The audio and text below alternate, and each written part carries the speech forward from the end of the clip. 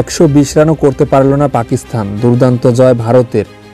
স্কোরবোর্ডে মাত্র 119 রান। সেটা নিয়ে ভারতের বোলাররা শেষ ওভারের সমীকরণ নিয়ে আসে 6 বলে 18 রানের।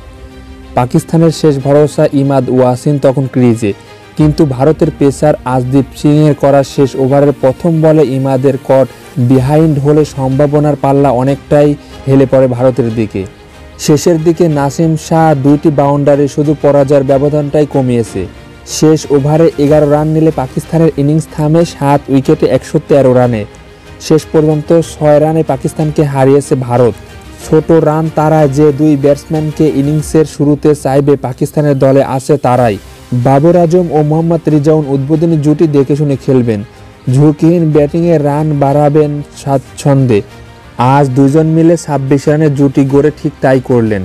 বুমরা এসে দুর্দান্ত এক ডেলিভারিতে বাবরকে স্লিপে ক্যাচে পরিণত করলেও রিজাউন টিকে থাকে ওসমান খানের সঙ্গে।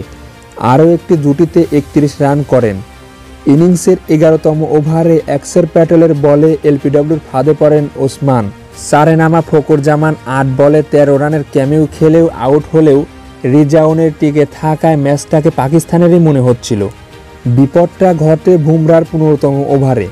ভারতের 1 নম্বর বলারের দ্বিতীয় স্পেলের প্রথম বলেই আড়াআড়ি ব্যাটে লেগের দিকে মারার চেষ্টা করেন রিজাউন, কিন্তু লেন থেকে নিচ হয়ে আসা বলে রিজাউন বোল হলে ম্যাচটির ছবি পাল্টে যায়।